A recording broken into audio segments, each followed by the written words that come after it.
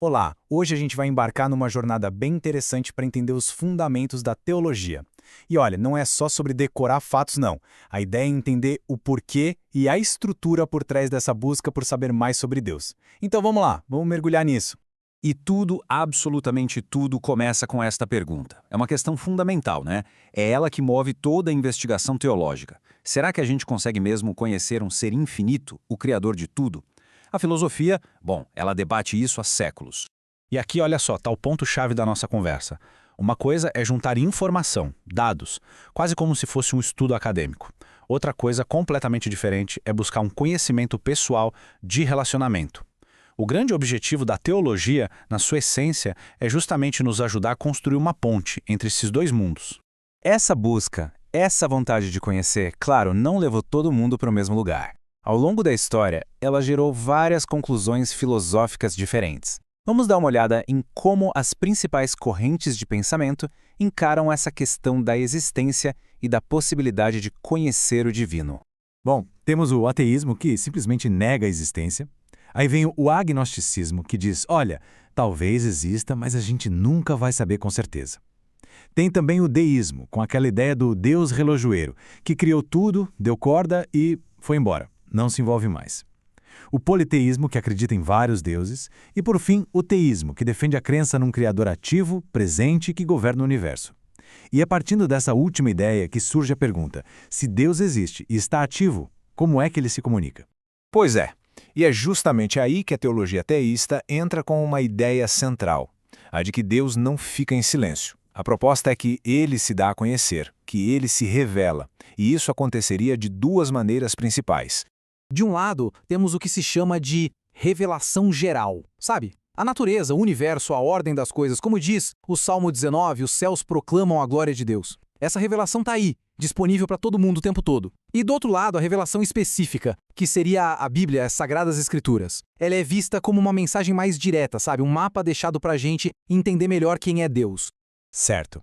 Então, se a gente tem esse mapa em mãos, o próximo passo é aprender a lê-lo. E a primeira coisa a entender é que a Bíblia não é um livro só. É mais como uma biblioteca, uma coleção de livros montada com muito cuidado ao longo de séculos. A primeira grande parte dessa biblioteca é o Antigo Testamento. São 39 livros. Parece muito, né? Mas calma, tem uma lógica.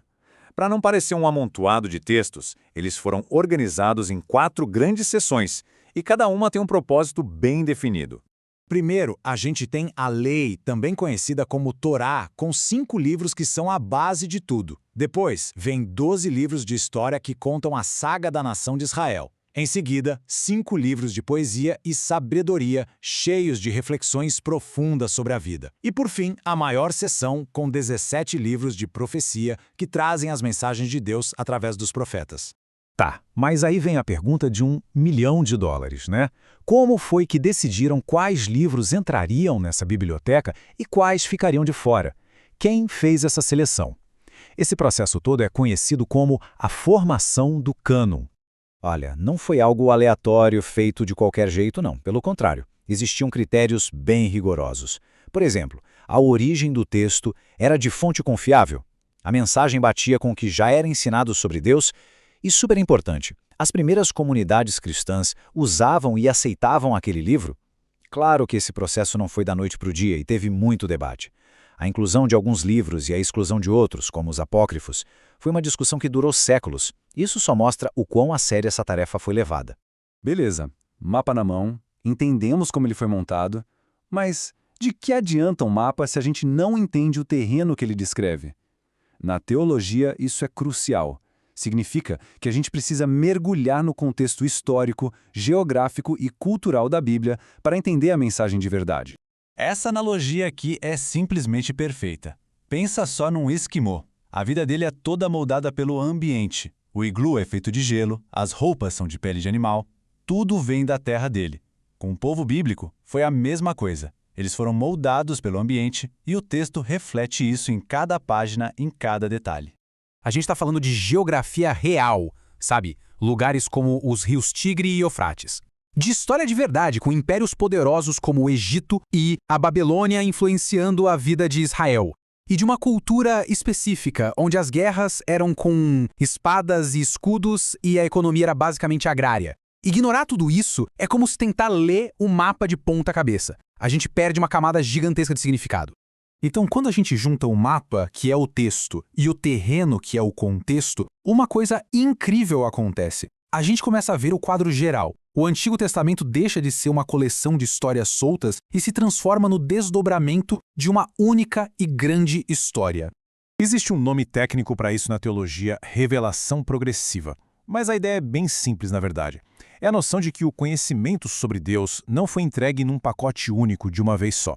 Foi mais como um quebra-cabeça, com as peças sendo reveladas aos poucos, se encaixando ao longo do tempo. E essa história tem um arco, uma narrativa bem clara. Tudo começa com uma promessa feita a um homem, Abraão. Depois, evolui para a formação de uma nação inteira, lá no êxodo do Egito. Atinge um pico com o reino de Israel, com reis como Davi e Salomão. E depois da queda e do exílio, a história termina com a forte esperança profética de uma restauração, de algo novo que estava por vir.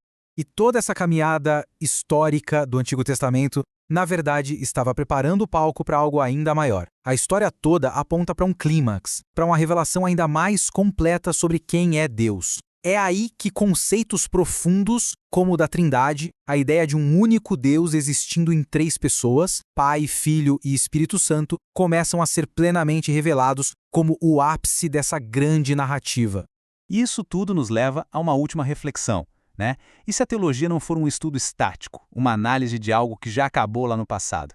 E se, na verdade, for um convite para a gente entender uma narrativa viva, uma história sobre o relacionamento entre o Criador e a humanidade, que de certa forma ainda está em andamento? Fica aí o pensamento.